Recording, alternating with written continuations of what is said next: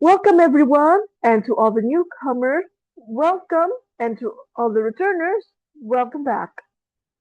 This video is going to be part of the delivery series. The delivery series is going to be split into multiple subcategories or multiple other videos.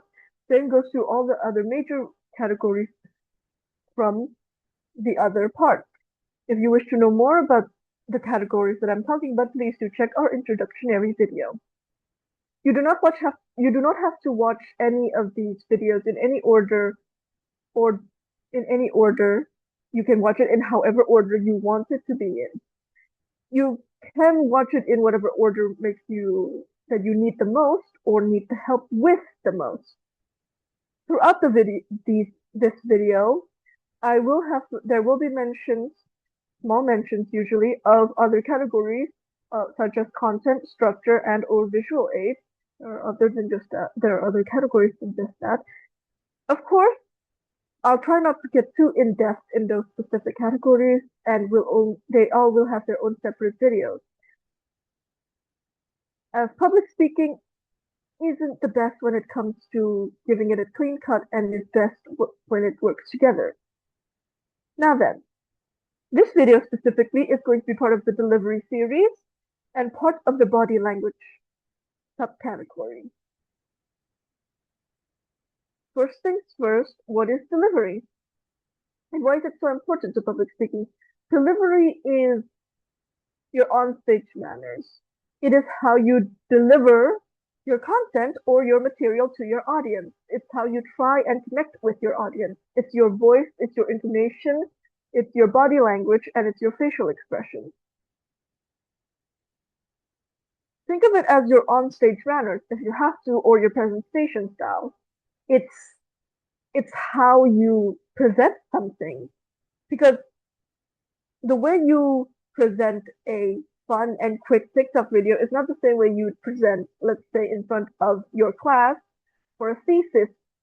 Every public speaking needs a different tone, energy, and style. This is why delivery is so important. More specifically, this video is going to specifically talk about body language, or how your body needs, or your body's movement when it's on stage. Now then, shall we get on to it? Body language is an interesting tool when it comes to public speaking. Some can read it, some can't, and usually once you get to the more experienced people, the higher the chance that they can read it. It's not just what you say, but also how you say it, or how you convey it with your body. It's similar to facial expressions, but also very different. Facial expressions is just your face, while body language is everything next down. The way you stand, move, and use your hands all send a message to the audience, sometimes stronger than words. Sometimes those messages are stronger than the words you're speaking, but not always. Good body language can make you look confident, open, and engaging. Poor body language, on the other hand, can make you seem nervous, unsure, or uninterested, even if your speech or your content or your words are amazing. That's why mastering body language is so important when it comes to public speaking. What is body language specifically? You already know why it's so important, but what is it really? It's all the physical ways you communicate. Technically speaking, it's everything neck down and how you move that body. If you tense your shoulders, people can see. If you relax it, if you're confident, people will see that you're not nervous. It's all the physical ways you can communicate with your audience without using your words. Now that's confusing, because we communicate using our words. The deaf and the mute sometimes communicate using sign language. That is one of the ways you can consider body language as a thing. Movement and specific locations of that movement becoming part of your language and helping you communicate to your audience. your gestures, your posture, your movements, your everything. Facial expressions are included, but they're a complicated part of body language and have their own separate video. This this specific video about body language is neck down. If you wish to know more about the facial expressions or the facial expressions, please do check out our video on that facial expression. When you smile, you look friendly and welcoming. When you stand tall or sit upright, you look more confident. When you frown or cross your arms, you suddenly seem closed off or defensive or even angry. Even if you don't mean to, this is what it means to use your body language to communicate. Your body can speak just as loudly as your voice can, so learning to control and use it can completely change how your audience sees you. Of course, this also has something to do with your own outfit. Sometimes you need a formal outfit for formal events, then you need to wear something a bit more formal. If, however, it is not a formal event and it's more casual, then you can go for something more formal casual. Just try to think of a dress code whenever you go somewhere, whether or not this dress code is appropriate. It's basically the equivalent of going to your sister's wedding, but you decided to wear a bride or groom's outfit. You're not the one getting married. Your sister is. So let your sister have the spotlight. One of the more prominent parts is gestures and movement when it comes to body language.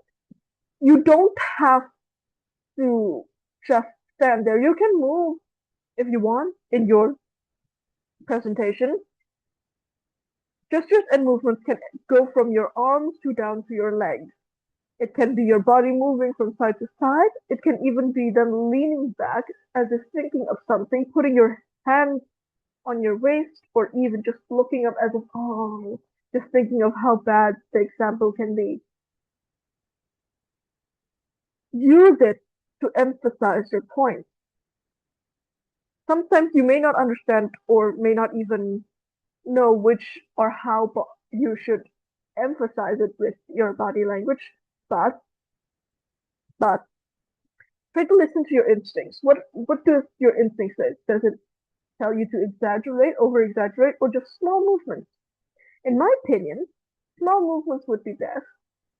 Unless you're trying to go for a comedic effect, then yes, over exaggerated movements would be best.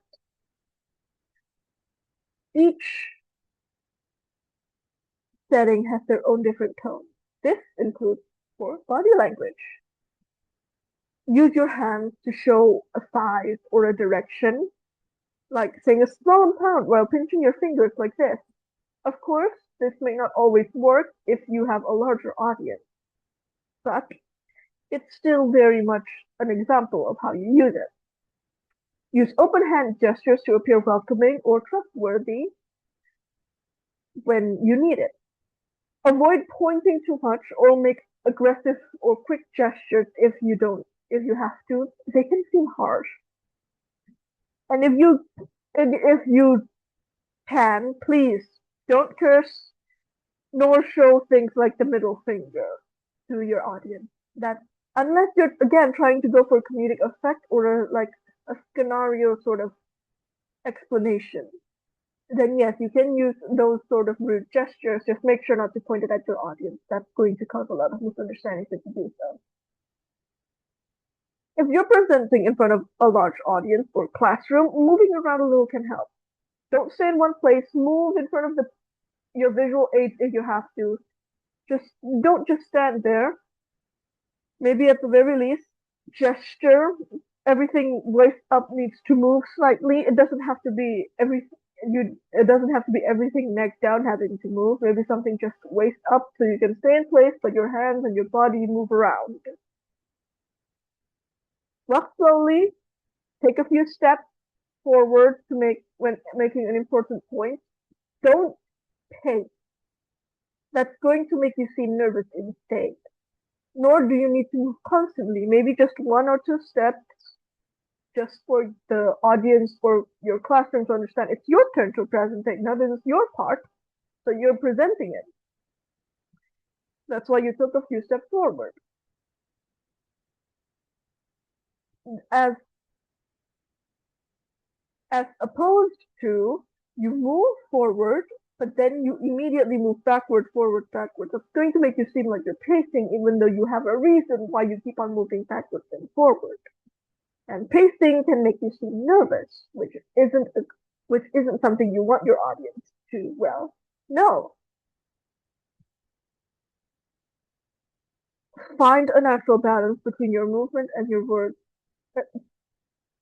and make sure that you know what setting you're talking to. If your setting is more comedic, like those stand-up actors or those uh, videos or clips you see on YouTube where the actors talk, where the comedians talk and joke, they move around a lot, and that's fine because they are meant for, well, more comedic. But even then, you can see how they don't pace.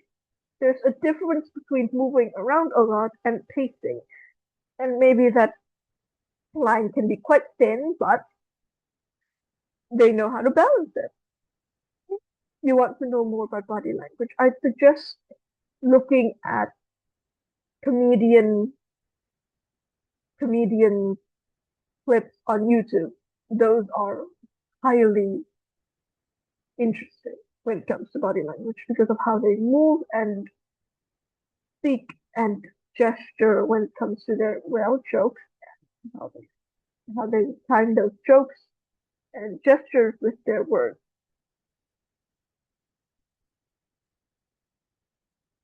Like I said, keep your gestures to your settings and let your gestures flow naturally. You don't have to pause as if you're thinking of every single gesture you're going to do. You can just let it flow, do what you think feels naturally, and suddenly everything feels much better. Just be a bit mindful about your gestures. That's it. I have previously said facial expressions are just as important. However, there is a separate video around facial expressions, whether it be how your facial expressions move or how they convey said emotion. This video will not specifically talk about that, but we will temporarily talk about it in a short section, as technically speaking, facial expressions is a part of body language. Your face needs to know how to express feelings. And if you're happy, then smile. If you're surprised, then look surprised. Concern, seriousness, sadness, etc., etc. Some of these emotions may need to be over exaggerated in certain parts, but that's just how it goes. You don't have to smile widely, just smile what feels natural in your opinion, or even you can think of something funny and you smile because of it as you do it. That's going to make it feel more natural. You don't have to force a smile. It helps you connect emotionally to your audience, and your audience can connect emotionally to you. It makes you feel more human, less machine, because you're not memorizing, you're not trying to tell them as if you're a Google search or an AI.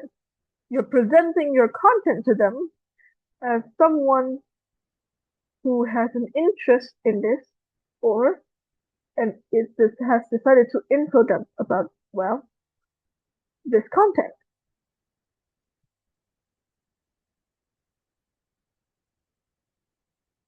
Posture and presence is another part. Presence specifically is part of another one of the videos here. You can check it out later. I think if I'm not wrong, it was called Confidence and Presence. Yes, it was called Confidence and Presence. You can check it out, but let's mention something here because yes, it does come as part of body language. Yes, body language is where you all tie it all in together into one, except for the voice and stuff. That's different. Your posture, aka how you stand, how you sit, sends an instant message about your confidence. So I would suggest to sit or stand tall with your shoulders relaxed. A strong posture can make you look ready or professional, aka confident, while slouching or fidgeting can make you seem nervous or unprepared. So, make sure to stand tall and look ready. I guess that's the best way I can describe looking ready. Or, in other words, outfit. Make sure that your outfit fits with the setting to make it even more professional. Look, to make you look even more professional and ready. Then there's another one: eye contact and engagement. Eye contact is another part of body language. There is, if I'm a part on our channel about eye contact alone, but again, it will be, if you want to know more, please check out that video, but we will temporarily talk about this one. It shows that you're confident and sincere. Look at your audience. You don't have to look at them directly. Maybe look at the things around them, but look at your audience and don't just stare at a certain section.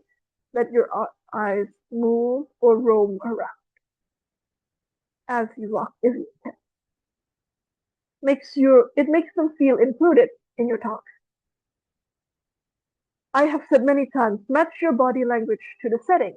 If you wish to over-exaggerate, that means it's for comedic potential. In professional settings, keep your gestures controlled and your movements much sharper, much cleaner, minimal, basically.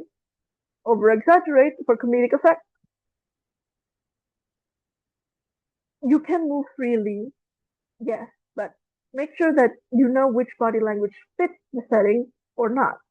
Because if not, then it may send a wrong message or a wrong feeling to the audience. Of course, the only way to do this is to practice. Do your gestures match your voice? Do that in the mirror. You can voice record if you have to, but in my opinion, much like eye contact or facial expressions, body language is best practiced in front of others or people that you consider trustworthy or in front of teachers. Practice in front of them as they can at least give you feedback because their thoughts are different than yours. And if you just record it, that means it's only going to be based on your thoughts. And body language all comes down mostly from the perspective of others, whether or not they get it, whether or not the body language fits the setting or not. If you want for more structured help, do a sort of gesture mapping. Take a script or outline and mark the specific parts of the script where you think a gesture would be needed or that gesture would be best used. It might help, it might not. It depends on you as a person, really. For example, when you count down to 1, 2, 3, or say the 3 main points, you can hold up your fingers. And finally, relax before speaking.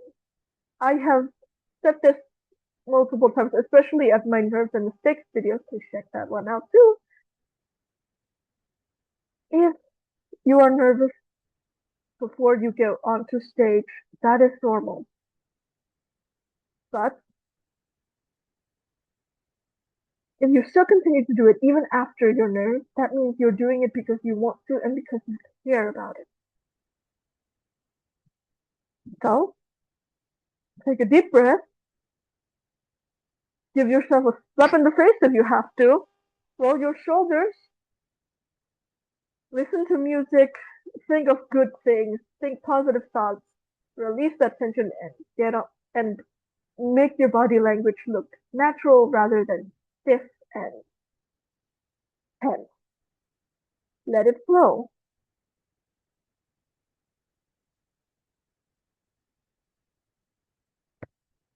Body language is a powerful and interesting tool of communication.